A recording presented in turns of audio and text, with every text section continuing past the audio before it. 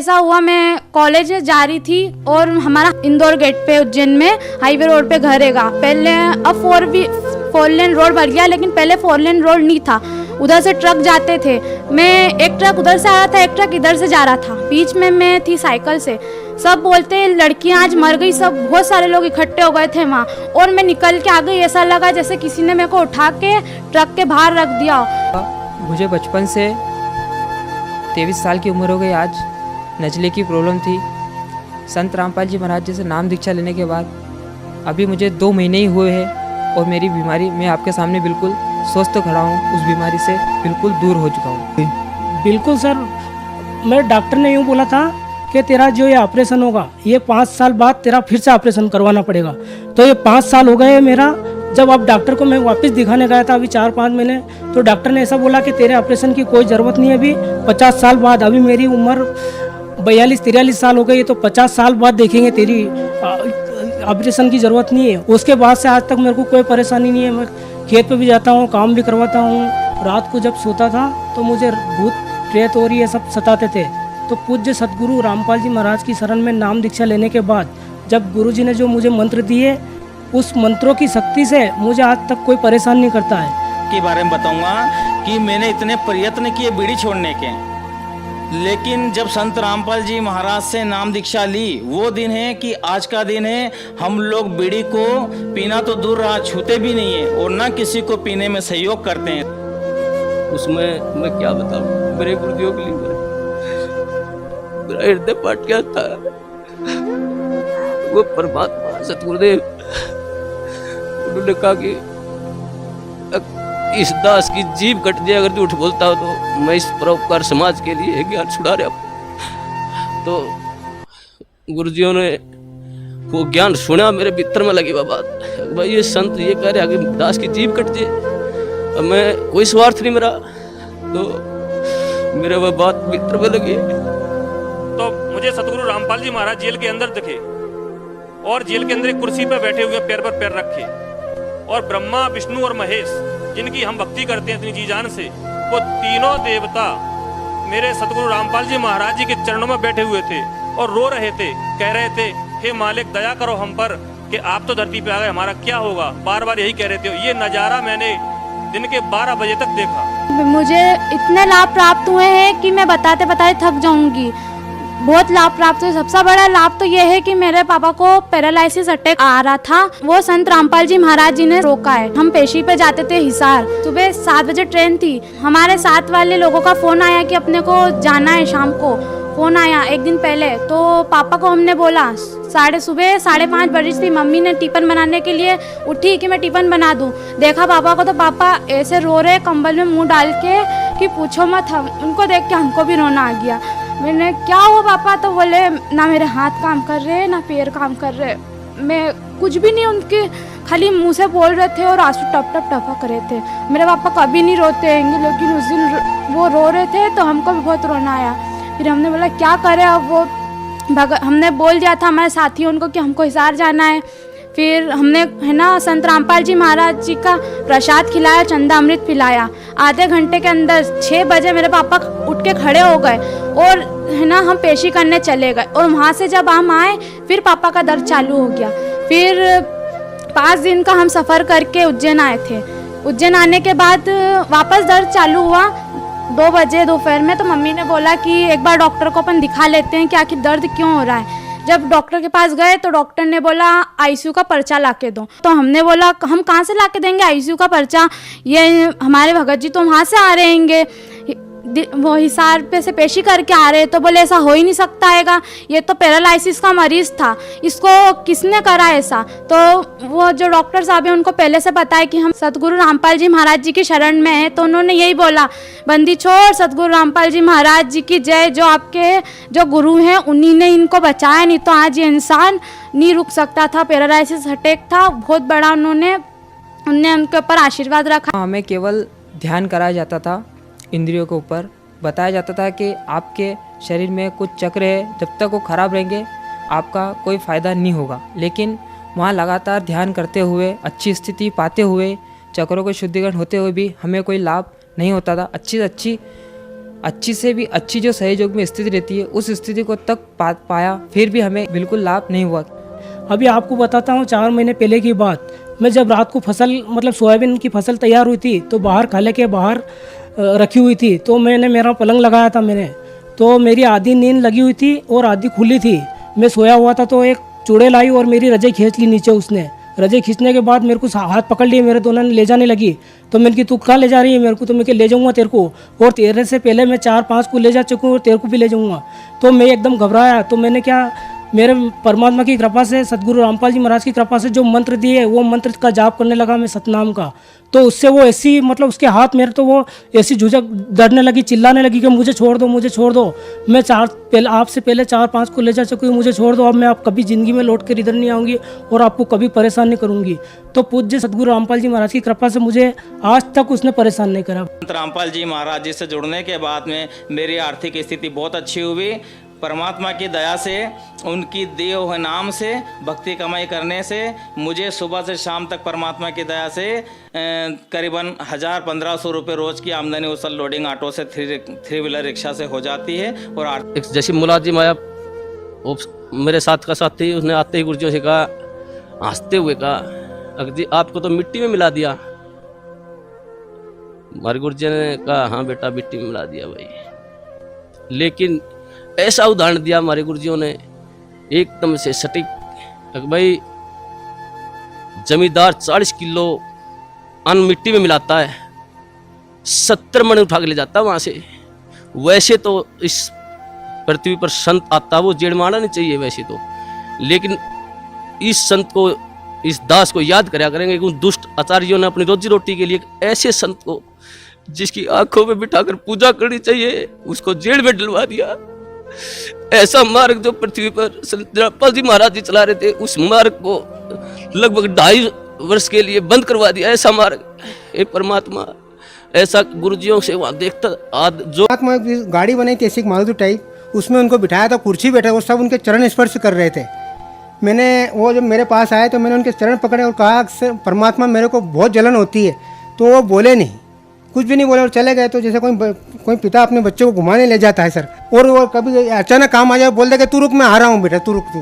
तो चले जाते, वो बच्चा क्रोधित होता है और पापा ऐसा जोर से बोलता है। तो मैं ऐसे जोर से बोला कि परमात्मा, जोर से बोला मैं, तो इतने खुश हुए और इतने मुस्कुराए और उनको ऐसे कर दिया उन्होंने, बहुत खुशी से किया। मेरी आत्मा गदगद हो गई, मेरे को इतना शांति हुआ कि मेरे परमात्मा ने मेरी स्वीकार कर ली मेरी अर्जी। तो उन्होंने मुझे आशीर्वाद दिया।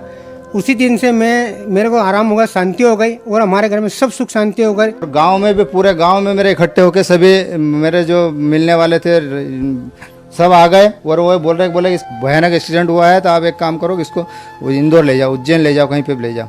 तो मैंने उनसे बोला कि मैं तो संत रामपाल जी महाराज के ये भगत हूँ और ये जो है वही ठीक करेंगे, ऐसे प्रेरणा से। और परमात्मा ने बोल रखा था कि जो भी कुछ ऐसी कंटा होती है तो कि अपन भजन सुमरन करते रहें।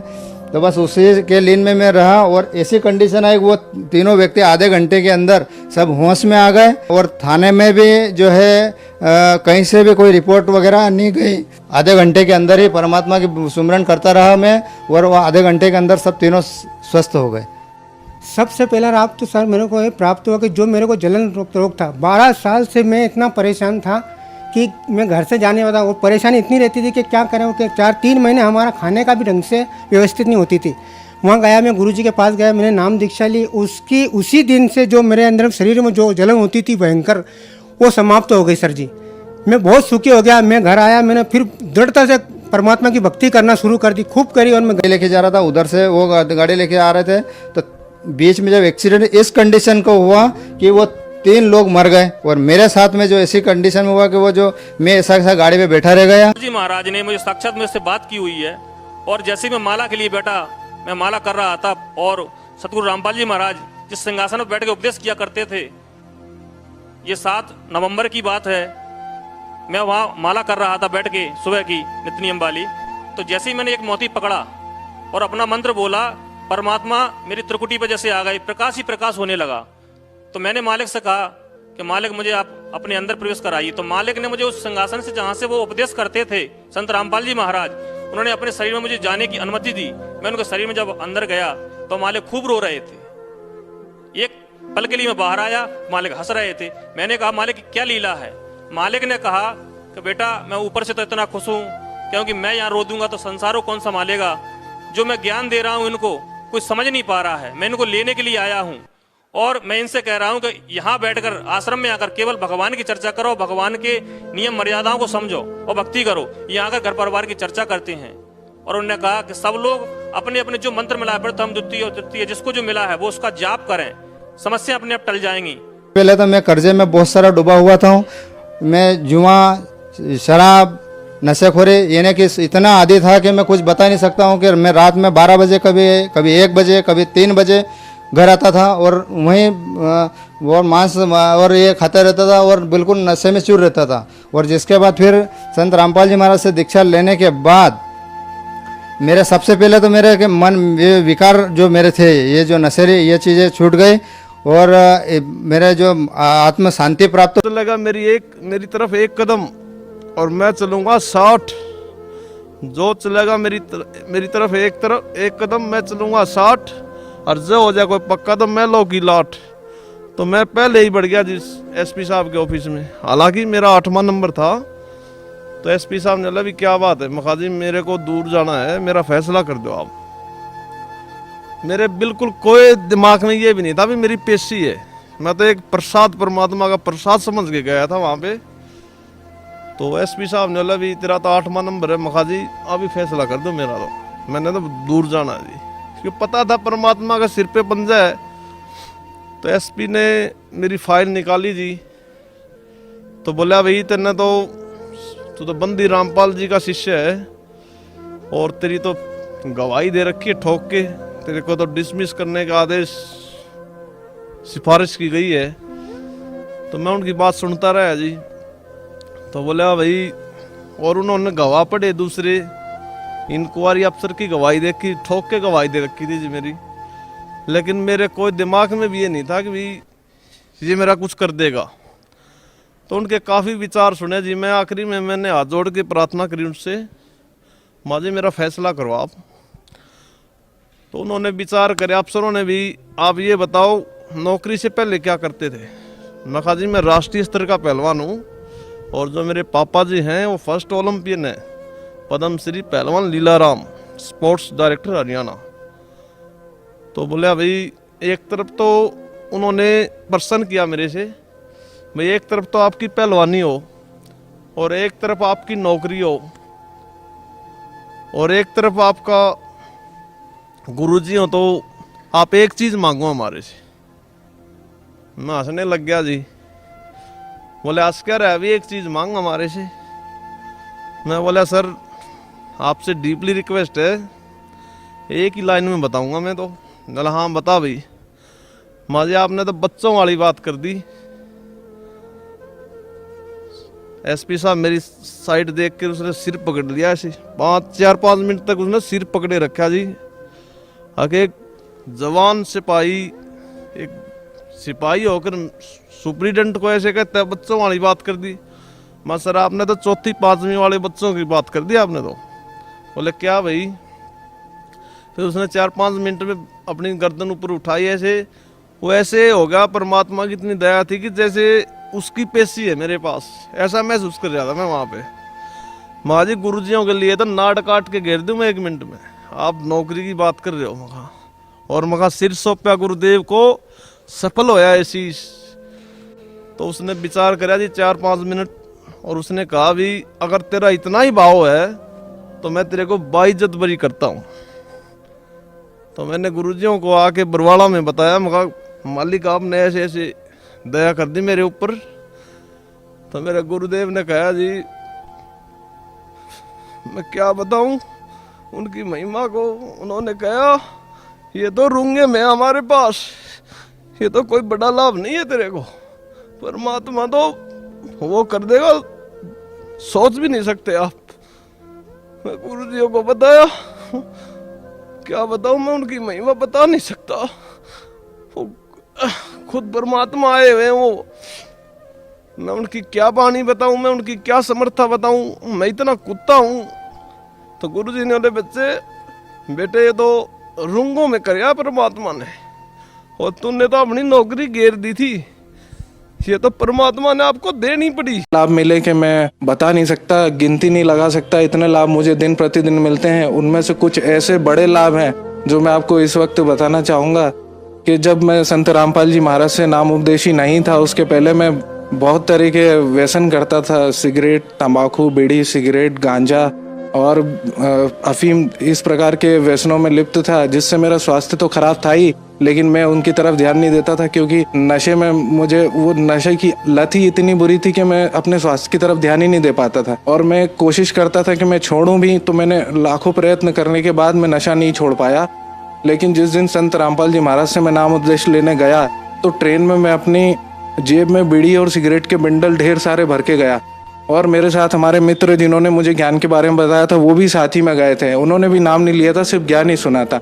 हम दोनों ट्रेन में जाके जब जिंद पहुंचे, जिंद में हमने वहाँ पे भी व्यसन करे, आखिरी स्टेशन पे मांग के पिए वहाँ पे सिगरेट हमने लोगों से। और फिर अगले दिन जब हम ट्रेन में लौट रहे थे तो हमें खुद पता नहीं चला कि जब कोई पड़ोस में सिगरेट पी रहा था तो हम उसको हाथ जोड़ के बोल रहे थे, भाई बंद कर दे, तकलीफ हो रही है। उस वक्त ध्यान आया कि ये हुआ क्या, एक हाथ, एक आशीर्वाद, एक नाम मंत्र से हमारे नशे बिल्कुल एकदम चमत्कार रूपी दूर हो गए। देखिए, वो मंत्र साधना लेते ही मेरे वो मन से विकार दूर हो गया और मैं नशे से मुक्त हो गया। नशा करने के कारण मेरे मुंह से लेके पेट तक छाले हुआ करते थे, जिसके चलते मैं डॉक्टर को दिखाने गया उज्जैन के गवर्नमेंट जिला हॉस्पिटल में। मैंने जब डॉक्टर को अपने मुंह के छाले दिखाए, डॉक्टर ने बोला, क्या तुम कोई नशा करते हो? तो मैंने बोला, नशा मैं कुछ महीने पहले करता था। मैंने उन्हें नहीं बताया कि मैंने नशा क्यों छोड़ा, कैसे छोड़ा, लेकिन मैंने बोला कि मैं कुछ समय पहले नशा किया करता था। बोले, अच्छा किया तुमने छोड़ दिया, नहीं तो तुम्हें कैंसर के लक्षण है। तो मेरी आत्मा बिल्कुल एकदम थरथरा गई कि ये क्या बोल रहे हैं। अगर मैं 1-1.5 महीने पहले नशा नहीं छोड़ता तो शायद मैं आज कैंसर से पीड़ित हो चुका होता। वो संत रामपाल जी महाराज ने मुझे कैंसर की जैसी घोर कष्टदायक बीमारी से बचा लिया और मुझे जीवन दान दिया। जब मैंने संत रामपाल जी महाराज से नाम उपदेश लिया था, मेरे घर वाले विरोधी हो गए थे, मैं घर से दूर था और मेरा विवाह हुआ। हमारे संत रामपाल जी महाराज जी की आज्ञा से हमने विवाह किया और हमारी जो पत्नी है उसकी डिलीवरी के समय मेरी आर्थिक स्थिति इतनी खराब थी कि मेरे पास नौकरी भी नहीं थी, किराए के मकान का किराया भरने का पैसा नहीं था, खाने के लिए भोजन की व्यवस्था करने के लिए पैसे नहीं थे। मेरे घर वालों से जब मैं मदद मांगता था तो मदद के तौर पे सिर्फ मेरी पत्नी को दवाइयाँ दिला दिया करते थे। मैं उन दवाइयों को बेच के आटा ले आया करता था, लेकिन मेरी पत्नी पूरे महीनों खाना भी ठीक से नहीं मिला, दवाइयाँ भी नहीं मिली। फिर भी परमात्मा की, हमारे सदगुरुदेव की दया से डिलीवरी जो हुई, एकदम स्वस्थ बच्चा हुआ। उसको कोई भी समझ लेता हूँ। संत रामपाल जी महाराज ने मेरे आर्थिक स्थिति भी ठीक करी, मेरी बुद्धि भी ठीक करी और मेरे सम्मान। भक्त समाज को मैं संदेश तो नहीं दे सकता, संदेश तो देते हैं संत रामपाल जी महाराज, लेकिन हाँ, परमात्मा ने जो हमको ज्ञान दिया कि हम सब उस परमात्मा के बच्चे हैं और यहाँ पर जितने भी जीव हैं हम सब उसके बच्चे हैं और हम सब भाई बहन हैं। तो मैं अपने भाई और बहनों से जो मुझे देख रहे हैं और सुन रहे हैं उनसे विनती प्रार्थना करूँगा, और विशेषकर जो जय गुरुदेव संगत में जो भी जुड़े हुए हैं उन सबसे विनती प्रार्थना करूंगा कि बाबा जय गुरुदेव जी महाराज ने हमको संत रामपाल जी महाराज की शरण में जाने का इशारा किया है। वो पुस्तक आप उठा करके देख सकते हैं और संत रामपाल जी महाराज भी कई बार उस पुस्तक को दिखाते हैं। तो अपनी बुद्धि से विचार करो कि जय गुरुदेव जी महाराज भी हमारे आत्मा का कल्याण चाहते थे, इसलिए उन्होंने उनकी तरफ इशारा किया था। अब हमको हमारे जय गुरुदेव जी की ही बात मान करके आ जाना चाहिए ताकि हमारे आत्मा का कल्याण हो सके। और संसार में जितने भी माताएं बहनें अपने पति के द्वारा नशे से जो मतलब यानी कि तकलीफ में हैं, जैसे शराब पी जाते हैं, जुआ सट्टा खेल जाते हैं, घर में बहुत बुरी हालत होती है, तो उन सबसे माता बहनों से भी विनती प्रार्थना करूंगा कि आप भी सत्संग देखिए संत रामपाल जी महाराज के और अपने पति देव को, अपने भाई बहन सबको दिखाइए और परमात्मा का ज्ञान समझने के बाद में जल्दी से जल्दी नाम दीक्षा ले लो, क्योंकि परमात्मा कहते हैं कि मानुष जन्म दुर्लभ है, मिले न बारंबार, जैसे तरवर से पत्ता टूट गिरे बहु न लगता डार। तो परमात्मा ने हमको मनुष्य जीवन दिया है परमात्मा की सद्भक्ति करने के लिए, जिससे हमारा ये जीवन भी सफल हो और हमारी आत्मा अमर लोक जाकर के अमर हो जाए और सर्व सुखों को प्राप्त करे। सर, संत रामपाल जी महाराज की शरण में कैसे आ सकते हैं? कई विभिन्न चैनलों पर आज परमात्मा की दया से कम 15 चैनलों पर संत रामपाल जी महाराज के सत्संग आ रहे हैं। सत्संग देखो और उसके नीचे जब सत्संग चल रहे होते हैं तो पीली पट्टी होती है, उन पीली पट्टी पर नंबर दिए हुए, उन पर संपर्क कर करके आप नामदान सेंटर का पता कर नामदान ले सकते हैं जी।